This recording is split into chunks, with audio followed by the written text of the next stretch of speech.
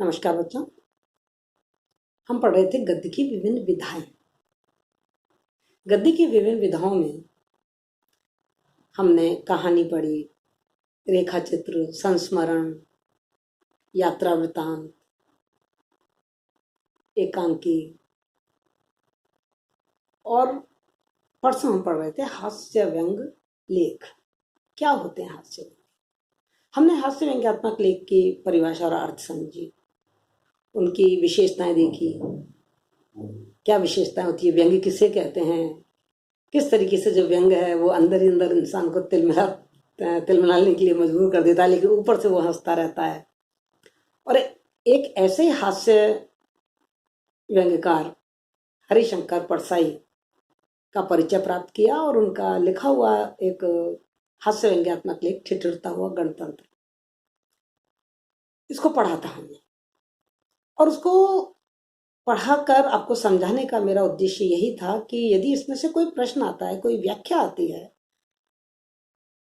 तो हमें वो व्याख्या और उस प्रश्न का उत्तर किस तरीके से लिखना है।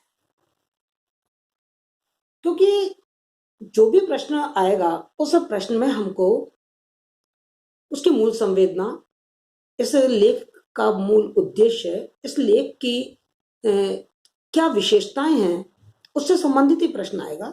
और उसमें हमें जगह जगह उदाहरण भी देने पड़ेंगे कि लेखक इन विशेषताओं को किन घटनाओं के माध्यम से हमारे सामने प्रस्तुत कर रहा है। तो पहले हमें ठिठुरता हुआ गणतंत्र जो लेख है उसका वाचन और श्रवण करना बहुत आवश्यक था, वो हमने परसों किया।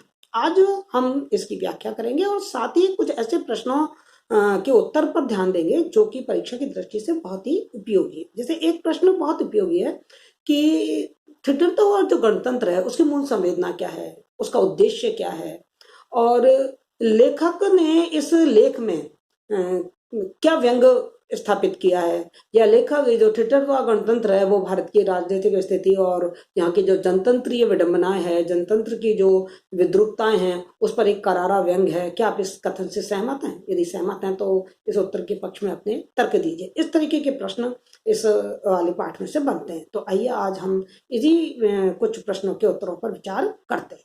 हम देखते हैं इस ठिठुरता हुआ गणतंत्र जो हास्य व्यंग्यात्मक लेख है, इसकी मूल संवेदना क्या है। इसकी मूल संवेदना यही है कि लेखक भारत की तत्कालीन जो राजनीतिक स्थिति है, उस राजनीतिक स्थिति में जो प्रजातंत्र, जैसे भारत आजाद हुआ 1947 में, 1950 में भारत गणतंत्र बन गया, और तो क्या वास्तव में जो भारत गणतंत्र बन गया है, जिस तरीके से संविधान या दिखावे का जो गणतंत्र है, क्या वास्तव में हमारी जनता प्रजातंत्र के जो सुख होते हैं, प्रजातंत्र के जो लाभ होते हैं, फायदे होते हैं, क्या हमारी जनता उन लाभ और फायदों को उठा रही है? क्या हमारी जनता का जीवन उस तरीके का सुखी हो गया है जो प्रजातंत्र का उद्देश्य होता है? या केवल हमारा जो जनतंत्र है, जो हमारा गणतंत्र है, वो केवल दिखावा कर रहा है, केवल दिखावटी है? इसीलिए और वो लेखक ये महसूस कर रहा है कि वास्तव में हमारे भारत में आजादी आ गई, संविधान लागू हो गया, लेकिन वास्तविकता में, यथार्थ रूप में आज भी हमारा गणतंत्र ठिठुर रहा है, कांप रहा है, कांप कपा रहा है, शिथिल है, सफल नहीं है।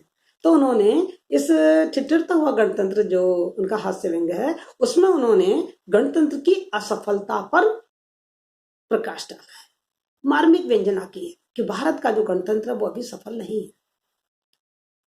कैसे सफल हो सकता है? अभी भी चांदी के चंद टुकड़ों के खातिर लोग अपने मताधिकार को बेच देते हैं। अभी भी यहाँ की जनता को अपने अधिकार ही नहीं मालूम, ना अपने कर्तव्यों का ज्ञान है। और जिन्हें अपने अधिकार और कर्तव्यों का ज्ञान है, ज्ञान होते हुए वो अपने कर्तव्यों को निभा नहीं रहे हैं। अभी भी यहाँ की जो जनता है, जो जनता का तंत्र कहलाता है, लेकिन जो जनता है जो तंत्र को बनाती है, वो जनता आज भी भूखी और नंगी है, आज भी उसका शोषण हो रहा है, आज भी वो निर्भयता के जीवन जी रही है। तो भारत का जो गणतंत्र है वो सफल गणतंत्र तो नहीं है। इसके साथ ही केवल कभी एक स्टेटमेंट देके नहीं छोड़ देता है कि भारत का जो गणतंत्र है वो ठिठुर रहा है या सफल हो गया है, वो साथ ही हमें इस गणतंत्र की असफलता के कारण बता रहा है वो कि भारत का जो गणतंत्र है वो असफल क्यों रह गया है, क्यों हमारा भारत का गणतंत्र ठिठुर रहा है, शिथिल है, कमजोर है। क्यों? क्योंकि जिन कंधों पर भारतीय जनतंत्र और गणतंत्र को सफलता का उत्तरदायित्व है, वो कंधे अपने स्वार्थ सिद्धि में लगे हुए हैं, अर्थात राजनीतिक दल, राजनीतिक नेता। वो राजनीतिक दल और राजनीतिक नेता सिर्फ अपनी स्वार्थ सिद्धि कर रहे हैं। जनता को केवल तब पूछते हैं जब जनता से वोट लेना होता है। वोट लेने के बाद 5 साल तक वो जनता की कोई खोज खबर तक नहीं लेते। दूसरा, उन्होंने जो यहाँ का अफसरशाही है, जो यहाँ का प्रशासनिक तंत्र है, जिस उसमें लाल फीताशाही है, जो उसमें लेट लतीफी है, जो उनमें उत्तरदायित्वहीनता है, उस पर उन्होंने व्यंग्य किया है कि हमारा जो प्रशासनिक तंत्र है वो प्रशासनिक तंत्र भी पूरी तरीके से कर्महीन है और असफल हो गया है। इसीलिए भारत का जो गणतंत्र है वो सफलतापूर्वक नहीं चल पा रहा है, इसीलिए वो ठिठुर रहा है। इन बातों पर ठिठुरते हुए गणतंत्र पर करारा व्यंग किया गया है। तो ये इसकी मूल संवेदना और इसका उद्देश्य है, इस बात को हम तक पहुंचाना, श्रोताओं तक और पाठकों तक ये चीज पहुंचाना कि आखिर भारत का गणतंत्र सफल कैसे हो। हम जागरूक हों, हम थोड़े से जागरूक हों कि हमें गणतंत्र को सफल बनाना है, तो किस तरीके से राजनीतिक नेताओं पर हमको नियंत्रित करना होगा, किस तरीके से हमें प्रशासनिक तंत्र में परिवर्तन करने के लिए कोशिशें करनी पड़ेगी। तो जनता को भी जागरूक होना पड़ेगा, तभी भारत का जो गणतंत्र है वो सफल हो पाएगा, अन्यथा नहीं हो पाएगा। अब इस लेख में जो लेखक हरिशंकर परसाई हैं, उन्होंने भारत के जो राजनीतिक दल हैं उनके आपसी कलह, खींचातानी पर करारा व्यंग्य किया है कि कैसे राजनीतिक दल जो अपना उनका उद्देश्य है कि भारत की जो जनता है उसका हित करें, प्रशासन को ढंग से चलाएं, यहाँ की गृह नीति, विदेश नीति और अर्थनीति पर मजबूती सुदृढ़ता के साथ काम करें, वो उस काम में कोई इंटरेस्ट नहीं ले रहे हैं, बल्कि वो क्या कर रहे हैं, एक दूसरे की खींचातानी कर रहे हैं, एक दूसरे आपसी कलह। इन राजनीतिक दलों में आपसी कलह, हमारे भारत में बहुदल हैं, बहुत सारे दल हैं, राजनीतिक दल, मतलब द्विदलीय हमारे यहाँ का प्रजातंत्र नहीं है, हमारा बहुदलीय प्रजातंत्र है। यहाँ बहुत सारे दल हैं और सारे दल अपने अपने राग, अपनी अपनी डबली बजाते रहते हैं। कांग्रेस है वो जब भारत आजाद हुआ उसके बाद जो सत्ता आई है वो कांग्रेस के पास आई है, और कांग्रेस के विरोधी कुछ दल हैं जैसे जनसंघी है, स्वतंत्र पार्टी है, साम्यवादी दल है, वो सब एक दूसरे की खींचातानी कर रहे हैं। भारत का गणतंत्र क्यों नहीं आ रहा है, जब ये प्रश्न पूछा जा रहा है तो स्वतंत्र जो पार्टी है वो आरोप लगा रही है कि कैसे आएगा, कैसे आएगा, ये सरकार तो रूस की पिछलग्गू बनी हुई है, और जब रूस की पिछलग्गू बनी हुई है तो सूर्य तो नहीं हो सकता, यहाँ पर गणतंत्र सफल नहीं हो सकता। साम्यवादी पार्टी के नेताओं से जब लेखक यह प्रश्न पूछता है कि भारत का जो गणतंत्र है वो ठिठुर क्यों रहा है, तो वो साफ साफ कह देते हैं तो CIA की साजिश है, अमेरिका यहाँ पर हम हर साल बादल भेज देता है और यहाँ गणतंत्र सफल नहीं होने देता, वो भी इस तरीके से आरोप लगा देते हैं। इवन जनसंघीय वो आरोप लगा रहे हैं कि भाई सूरज तो को है ना, इनकी जो सेक्युलर विचारधारा वो पसंद नहीं आ रही है, और सूरज ने तो इनको अस्वीकार कर दिया, वो एक कांग्रेसी प्रधानमंत्री को शपथ लेते हुए कैसे देख सकते हैं, इसलिए गणतंत्र का जो सूरज है वो उदित नहीं हो रहा है। और ना केवल दूसरे विरोधी पक्ष आपस में लड़ रहे हैं, लेखक ने इस वाले लेख में जो कांग्रेस है उसके अंदर जो भीतरघात चल रहा है, उसके अंदर भी जो विभाजनकारी शक्तियां हैं, उनके अंदर भी जो फूट पड़ गई है, उस पर भी करारा व्यंग्य किया है कि जो कांग्रेस ऊपर से देखने में चाहे एक लग रही है, लेकिन अंदर उसमें भी किस तरीके से एक दूसरे की खींचातानी हो रही है। और थोड़े दिनों बाद हम अंत में देखते हैं कि कांग्रेस का विभाजन भी हो जाता है, और जब कांग्रेस के टुकड़े हो जाते हैं तो जो उससे अलग हुआ जो पार्टी है सिंडिकेट, उससे भी जब लेखक प्रश्न पूछता है कि भाई तुम तो सत्ता में रहे थे, ये तो बताओ कि तुम अभी तक गणतंत्र सफल क्यों नहीं हो पाया, गणतंत्र का सूरज क्यों नहीं उदय हुआ, तो वो कहते हैं हम तो बहुत चाहते थे, इसीलिए तो हम अलग हुए, हम तो बहुत चाहते थे, पर वो लोग चाहते ही नहीं थे कि समाजवाद आए, वो लोग चाहते ही नहीं थे कि भारत में गणतंत्र की सफलता हो, तो इस तरीके से वो अपनी ही पार्टी का विरोध कर रहे हैं। तो लेखक ने राजनीतिक पार्टियों की जो आपसी लड़ाई है, आपसी कलह है, उस कलह पर एक करारा व्यंग इस ठिठुरता हुआ गणतंत्र के माध्यम से हमारे सामने रखा है। दूसरी जिस बात पर वो व्यंग कर रहा है वो है इन राजनीतिक दलों की सत्ता लोलुपता। वो कह रही है राजनीतिक दलों का उद्देश्य जनसेवा करना नहीं है, इनका जो उद्देश्य है वो है अपनी पेट सेवा करना। सत्ता लोलुपता, सत्ता से चिपके रहना चाहते हैं, सत्ता छोड़ना नहीं चाहते।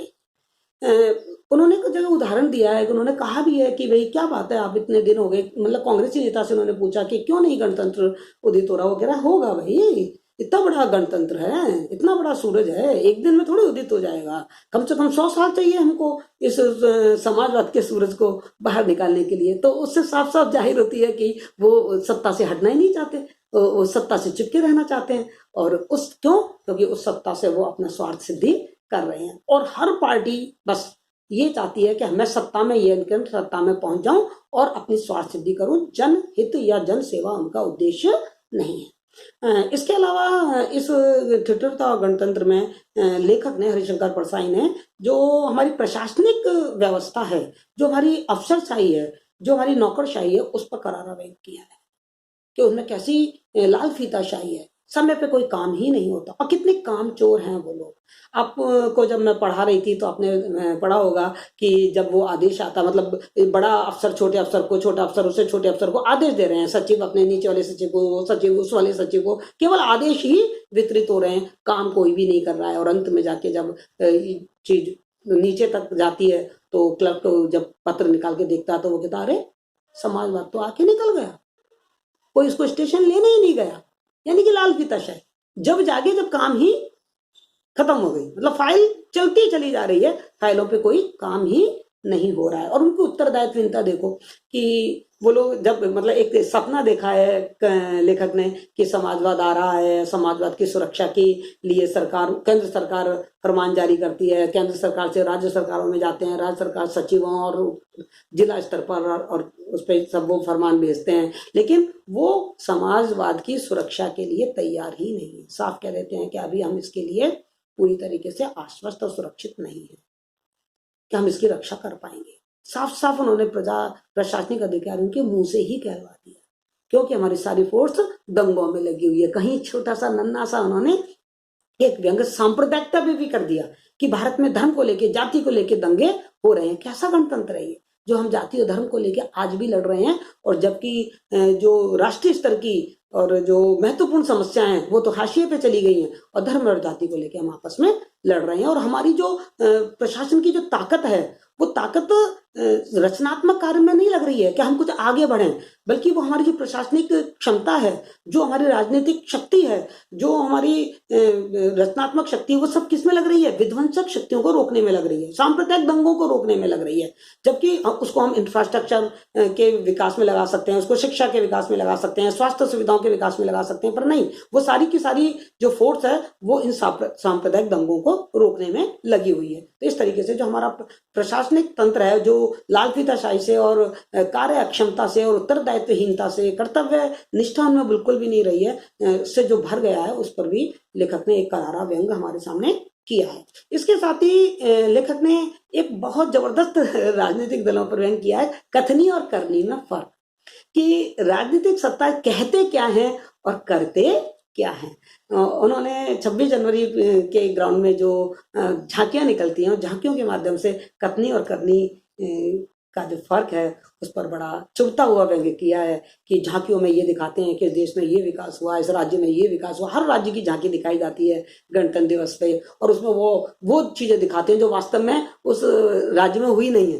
तो लेखक बार बार कह रहा है कि यदि मैं होता तो मैं दिखाता दंगों का दृश्य, मैं दिखाता कि किस तरीके से रिश्वत लेके झूठे झूठे कागज बनाए जा रहे हैं, मस्ट्रॉल भरे जा रहे हैं, मैं तो ये चीजें दिखाता, किस तरीके से लोग, जैसे मैं हमारे यहाँ टाटपट्टी का कांड हुआ तो मैं ऐसी झांकी दिखाता कि कुछ अफसर और नेता खड़े हों और टाटपट्टी को खा रहे हैं। मैं तो ऐसे दृश्य दिखाता कि जो हकीकत है वो दिखाता, जो यथार्थ है वो दिखाता, जो हुआ ही नहीं हमारे देश में वो इस झांकियों में वो लोग दिखाते हैं। तो उन्होंने जो राजनीतिक सत्ता की जो कथनी और करनी है, प्रशासकों और अधिकारियों की, राजनेताओं की जो कथनी करनी में जो अंतर है, उस पर एक चुपता हुआ व्यंग्य किया है। साथ ही हमारे राजनीतिक दल की जो एक बड़ी सरकार की आदत है, घोषणाएं खूब करते हैं। देखो बजट आए, ये फ्री और ये ऐसा और इसमें ये इतना दिया जाएगा और ये इसमें अनुदान दिया जाएगा और ये सुविधा दी जाएगी, खूब घोषणाएं होंगी, लेकिन अंत में आते आते जनता के हाथ में क्या आता है? जनता के हाथ में कुछ नहीं आता। अभी कुछ दिन पहले मैं इंटरनेट पे पढ़ रही थी कि इतनी घोषणाएं हुई कि कौशल विकास हो रहा है, स्किल डेवलपमेंट हो रहा है, लेकिन उसकी सच्चाई उन्होंने बताई कि है क्या। जब हम जाते हैं ऐसे सेंटर पे तो हमें किस तरह तंग किया जाता है, हमारा कोई रजिस्ट्रेशन नहीं होता, वहाँ कोई क्लास नहीं लगती, वहाँ कोई टीचर नहीं है, बस केवल सर्टिफिकेट दे दिया जाता है और उस सर्टिफिकेट की कहीं पूछ नहीं है। क्योंकि वास्तव में कोई काम सिखाया नहीं गया है, तो उसके बल पे कोई नौकरी नहीं मिल रही है। तो ये तो मैंने आज का संदर्भ आपको बताया। हरिशंकर प्रसाद ने जो व्यंग्य किया वो ऐसी थोथी घोषणाओं पर ही व्यंग्य किया है। उन्होंने समाजवाद का उदाहरण देके हमें बताया है कि सरकार घोषणा करती है समाजवाद आ रहा है और समाजवाद सबके पास जाएगा, और वो एक सपना देखते हैं कि समाजवाद आ गया है और बस्ती के बाहर एक टीले पे खड़ा है और हर नेता उसको पकड़ के ये मतलब वाहवाही लूट लेना चाहता है कि मैं समाजवाद लेकर आया हूँ, कोई और नहीं लेकर आया, मैं आपके लिए लेके आया हूँ, मतलब जनता पे एहसान करना चाहते हैं क्योंकि जनता से उनको वोट लेने हैं। तो इस तरीके से थोथी घोषणाएं होती हैं, लेकिन वो जो घोषणाएं हैं वो कार्य रूप में परिणित नहीं होती, वो केवल ख्याली पुलाव बन के रह जाती हैं, केवल दिखावटी बन के रह जाती हैं, केवल वो मत प्राप्त करने का प्रॉपरगंडा बनकर ही रह जाती हैं। ऐसी थोथी घोषणाओं पर हरिशंकर परसाई ने काफी करारा व्यंग हमारे सामने किया है। उसके साथ इसके साथ साथ उन्होंने पूरी राजनीतिक सत्ता और प्रशासनिक तंत्र की उत्तरदायित्वहीनता, उनकी सत्ता लोलुपता, उनकी कर्तव्यहीनता, उनकी लाल फीताशाही, इस सब पर उन्होंने बड़ा चुपता हुआ व्यंग हमारे सामने रखा। और ये व्यंग करते क्यों हैं? कि व्यंग इसलिए किया है हमारे कवि ने कि जो राजनेता हैं, जो प्रशासनिक अधिकारी हैं, उनको थोड़ी सी शर्म आए, उनके सामने उनकी चीजों को खोल के रखी है कि देखो तुम क्या कर रहे हो, क्या कर्तव्य है तुम्हारे, तुम क्या कर रहे हो। दूसरी तरफ वो जनता को जागरूक करना चाहते हैं कि देखिए ये जो तुम्हारे अधिकारी हैं और तुम्हारे नेता हैं, तुम थोड़ा सा अपने मताधिकार का प्रयोग सावधानी पूर्वक करो और जागरूक बनो, और तुम्हारे अंदर तो बहुत ताकत है, जनता हो तुम, तो जनतंत्र को बनाने वाले जनता हो, तो तुम जागरूक रहोगे तो इन राजनेताओं पर और इन प्रशासनिक तंत्र पर नियंत्रण स्थापित करके और भारत की स्थिति को सुधार सकते हैं।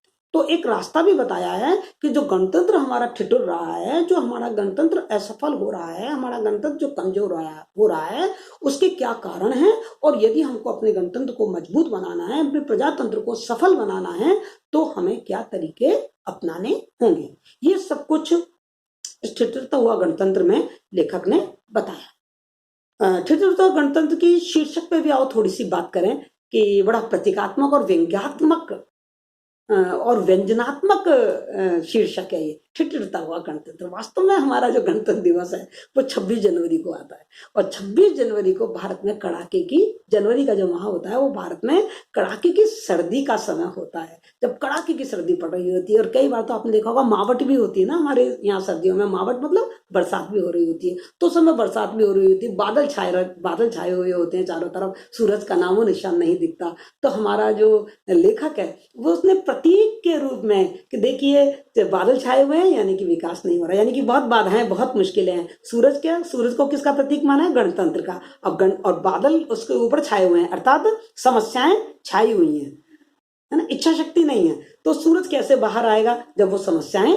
हटेंगी। तो इस तरीके से एक प्रतीकात्मक और एक व्यंजनात्मक शीर्षक लेखक ने हमारे सामने रखा है, ठिठुरता हुआ गणतंत्र, जो बहुत ही उचित और सटीक शीर्षक है। बड़ा नवीन और मौलिकता लिए हुए है, संक्षिप्तता लिए हुए है, मूल संवेदना और उद्देश्य से समन्वित है, और साथ ही आकर्षक और रोचक है, कौतूहलवर्धक है।